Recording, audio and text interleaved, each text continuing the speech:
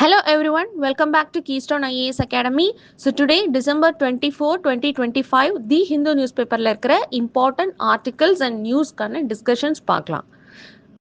So today's topics are a good template which talks about India-New Zealand FTA, then how exports are concentrated in few states, maternal mortality dropped as institutional deliveries rose to 89%, then rhino dehorning nearly eliminated poaching in African reserves. A study shows. Okay, so let's see the articles one by one. The first article talks about India New Zealand free trade agreement. இப்போ ரீசெண்டாக New Zealand கூட India வந்து free trade agreement sign பண்ணிக்காங்க 2025ல. So what are the significance, what are the outcomes of this free trade அக்ரிமெண்ட்னு பார்க்கலாம். So currently India and நியூசிலாண்டுக்கு இருக்கிற பைலேட்ரல் ட்ரேட் வந்து $2 billion, which is approximately $2 billion, which is very less compared to other countries. But still we set a goal. நம்ம வந்து ஒரு இந்த FTA free trade agreement sign பண்ணுறது மூலமாக we set a goal, we set a target. அதாவது இந்த $2 billion வந்து over the 5 years நம்ம வந்து அந்த டபுள் ட்ரேட் பண்ணணும். இந்த $2 billion டபுள் ட்ரேட் பண்ணணும் over the 5 years. This is the target set from the FTA. Now what are the features of this FTA? அதில் என்னென்ன சைன் பண்ணியிருக்காங்க, என்னென்ன பெனிஃபிட்ஸ் இருக்குன்னு பார்க்கலாம். First, mobility and services, which is 5,000 Indian professionals allowed 3-year work visas at any time. அதாவது 5,000 professionals allow பண்ணுறாங்க, that to 3-year work visas. Okay, 3-year work visas is very major.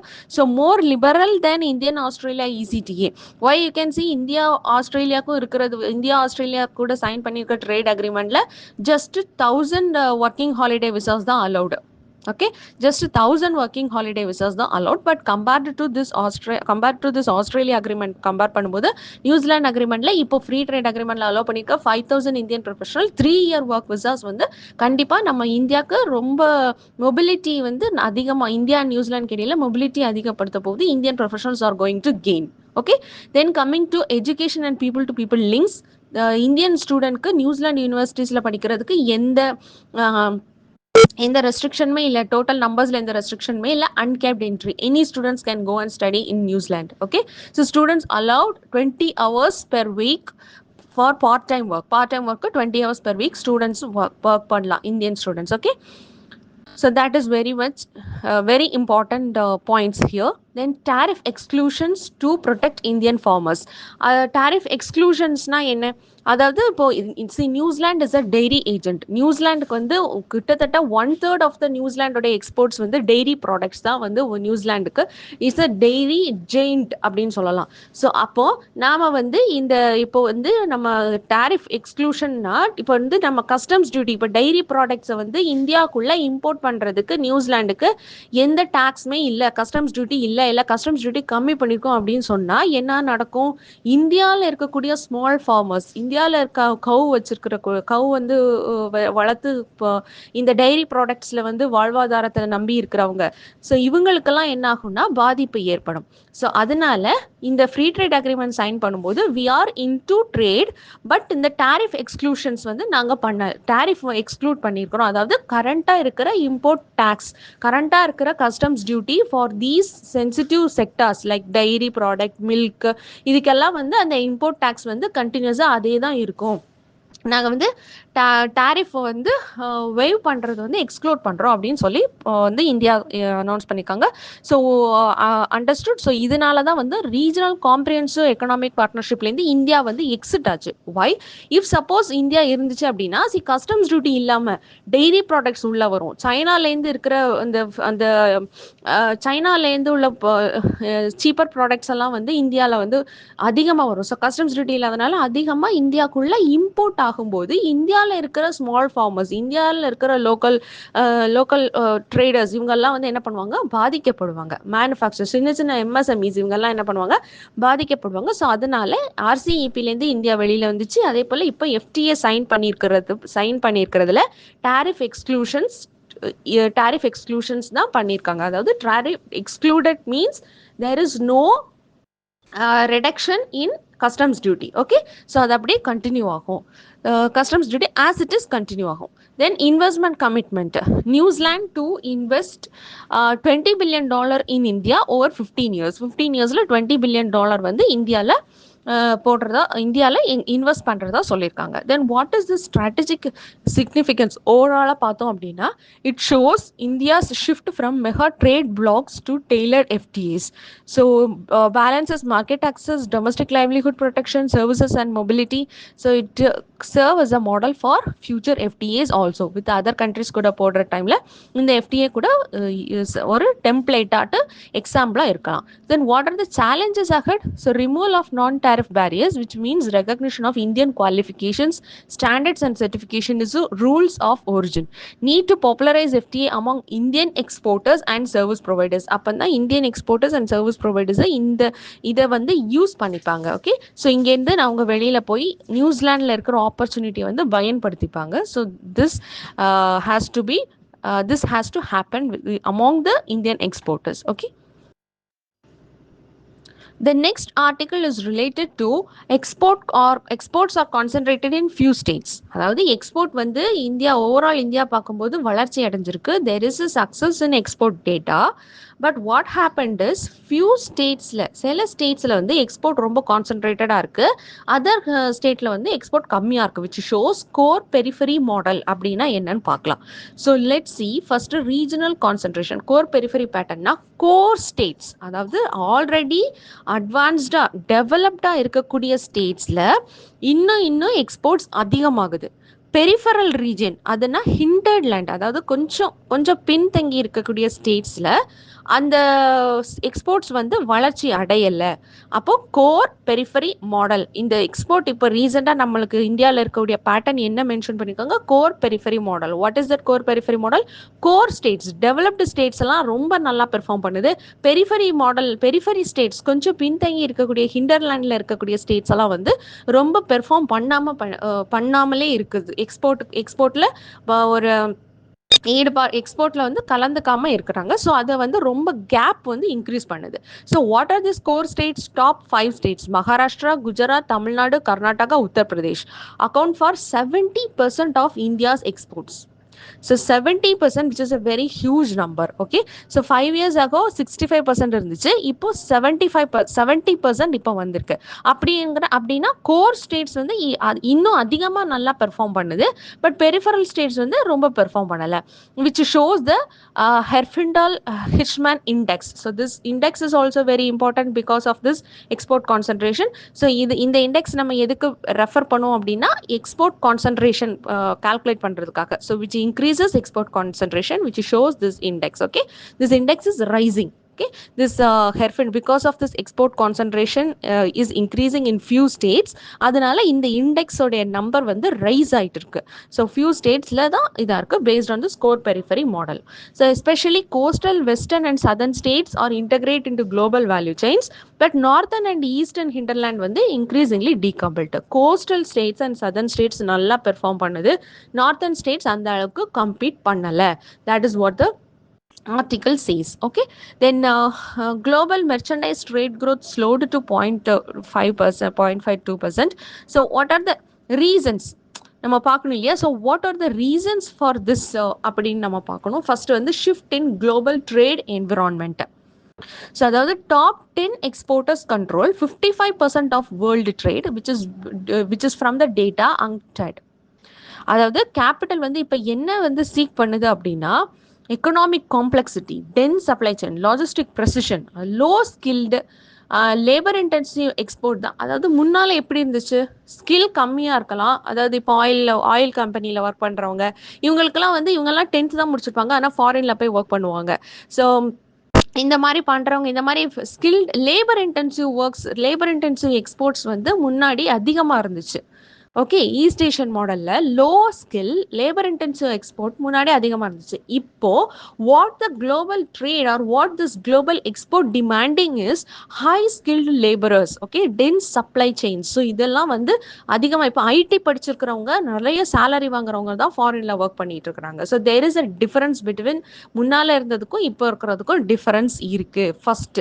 Then from volume to value, அதாவது capital intensive exports தான் அதிகமாக நடக்குது. It indicates capital deepening, அதாவது fixed capital. அதாவது jobs மட்டும் provide பண்ணலை, India exporting value, we are exporting services, we are exporting skilled laborers.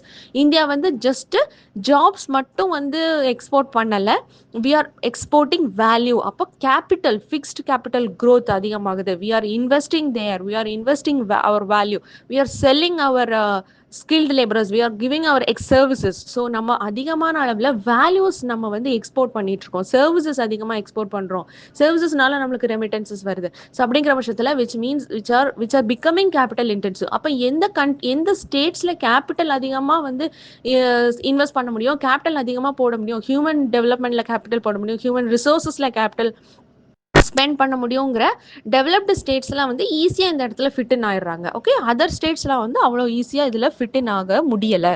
Then weak employment link. Okay, so manufacturing employment வந்து manufacturing மூலமாக employment generate ஆகுதான் கேட்டால் இல்லை. Manufacturing employment stuck at 12%.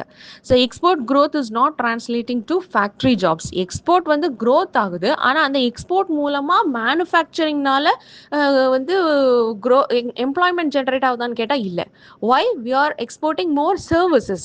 அப்போ services தான் பண்ணிட்டு இருக்கோம். ஸோ மேனுஃபேக்சரிங்கில் இருந்து அதிகமான ப்ராடக்ட்ஸை வந்து நம்ம எக்ஸ்போர்ட் பண்ணும்போது, ப்ராடக்ட்ஸ் மேனுஃபேக்சரிங் பண்ணும்போது ஆப்வியஸ்லி ஜாப்ஸ் ஓப்பன் ஆகும். ஜாப்ஸ் ஓப்பன் ஆகும்போது எம்ப்ளாய்மெண்ட்லேருந்து லேபரர்ஸ் வந்து உள்ளே வருவாங்க, எக்ஸ்போர்ட் சைக்கிள்குள்ளே வருவாங்க. இப்போ வந்து இந்த இந்த இந்த கேபிட்டல் இன்டென்சிவாக வரும்போது, சர்வீசஸ் அதிகமாக நம்ம எக்ஸ்போர்ட் பண்ணும்போது, are you can say manufacturing growth வந்து இல்லாத பட்சத்தில் நியூ ஜாப் ஆப்பர்ச்சுனிட்டிஸ் வந்து இந்த எக்ஸ்போர்ட் க்ரோத்னால கிரியேட்டே ஆகலை. Export is growing, but still no job growth open ஆகலை. அப்போ முன்னாடி ஆல்ரெடி கால்குலேட் பண்ண மாடல்ஸ் எல்லாம் வந்து திஸ் டைம் ராங்காக வந்து ஷோ ஆகுது. அதாவது ஒரு எக்ஸ்போர்ட் க்ரோத் ஆனால் டிமாண்ட் அதிகமாகி க்ரோத் எம்ப்ளாய்மெண்ட் வந்து வரும் அப்படின்னு கால்குலேட் பண்ணியிருந்த மாடல்ஸ் வந்து இட்ஸ் நாட் ஒர்க்கிங் நவ் அப்படின்னு ஆத்தர் வந்து ஆர்கியூ பண்ணுறாங்க. Then spatial stickiness of new exports. So அதாவது வந்து PLI driven sectors grow fast but remain confined to industrial islands like Kanchipuram, Noida. So இந்த இதெல்லாம் ஆல்ரெடி வந்து ஒரு க்ரோத்தில் இருக்கிறாங்க, ஆல்ரெடி ஒரு டெவலப்டாக இருக்கிறாங்க. இந்த ப்ராடக்ட்டை இங்கேருந்து தான் எடுக்கணும் அப்படின்னு ஒரு ஸ்டிக்மா இருக்குது. ஸோ அந்த மாதிரி தான் அந்த இண்டஸ்ட்ரீஸ் போயிட்டுருக்கு.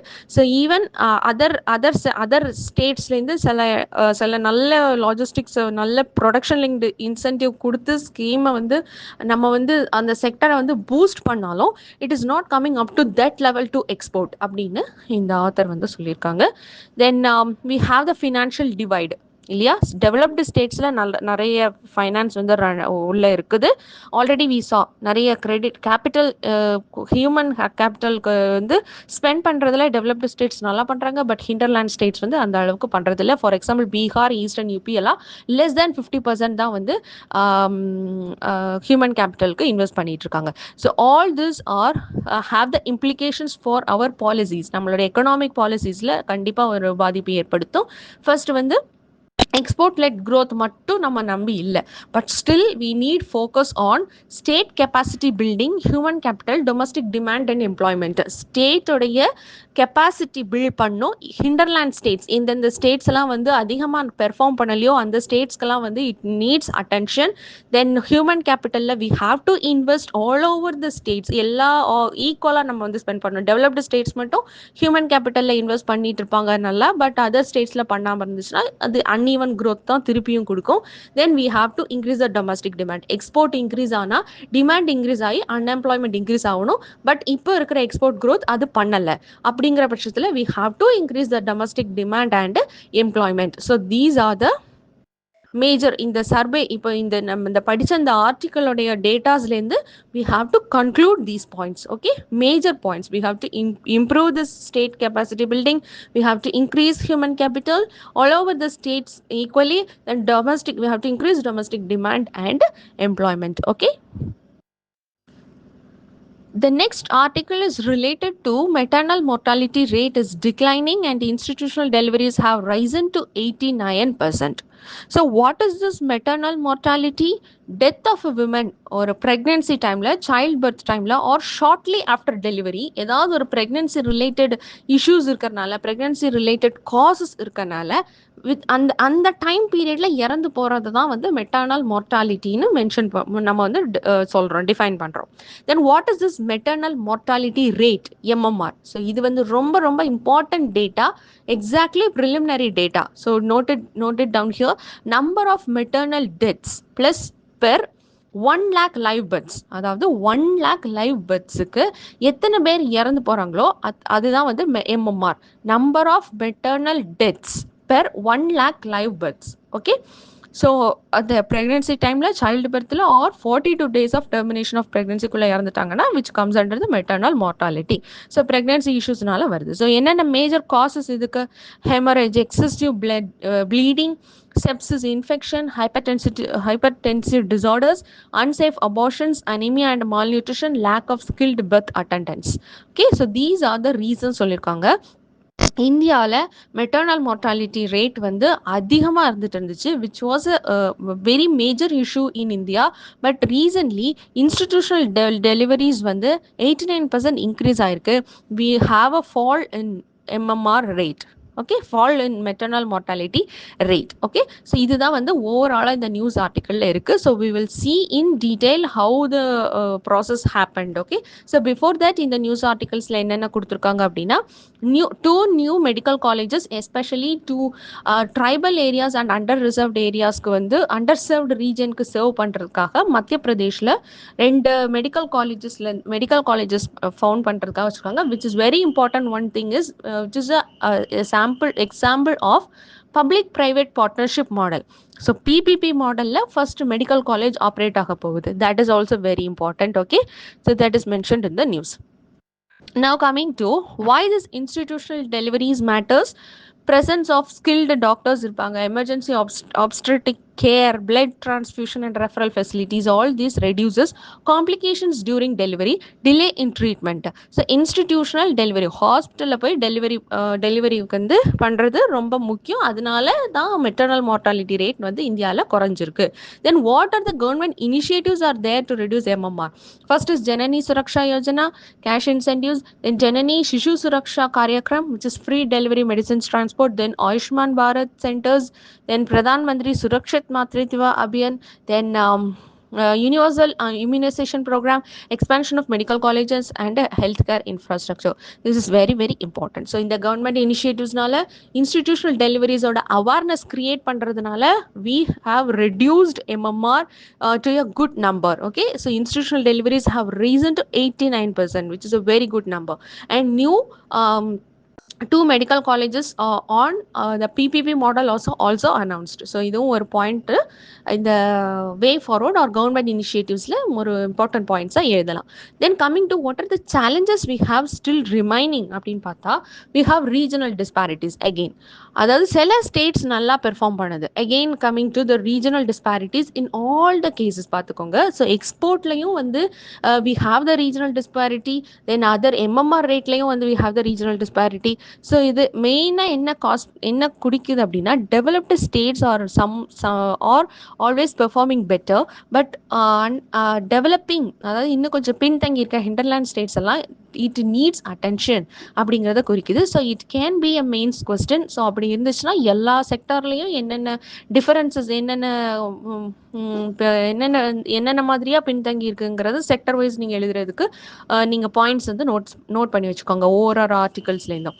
So here you can see regional disparities in higher MMR in some states, then shortage of specialists in rural areas, quality of care in public health facilities, then anemia among pregnant women is a serious issue still nowadays. Okay, till nowadays. Okay, so that's all for this article.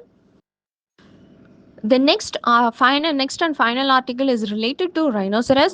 Rhino dehorning has significantly reduced poaching in African wildlife reserves. The international study showed. So the international study என்ன சொல்லியிருக்காங்க, poaching ஆஃப்ரிக்காவுடைய ரைனோசரஸை வந்து poaching கடத்துறதுக்கும் அதை வந்து வேட்டையாடுறதுக்கும் குறைஞ்சிருக்கு. எதனால அப்படின்னா, அந்த ரைனோசரஸோட ஹார்னை வந்து டீஹார்ன் பண்ணுறதுனால. அதாவது வந்து ரைனோசரஸ் வந்து செடேட் பண்ணி மயக்கம் அடைய வச்சு ஹார்ன்ஸ் வந்து 90 to 93% வந்து கட் பண்ணிடுவாங்க. அது வந்து திருப்பி நாளடைவில் வளர்ந்துரும். அந்த ஹார்ன்ஸ் வந்து திருப்பி நாளடைவில் வளர்ந்துரும். So this process is called dehorning. This is one of the traditional conservation method against poaching. Okay, so இது வந்து நல்ல ரிசல்ட் கொடுத்துருக்கு அப்படின்னு தான் இந்த ஸ்டடி வந்து டிஸ்கஸ் பண்ணியிருக்காங்க.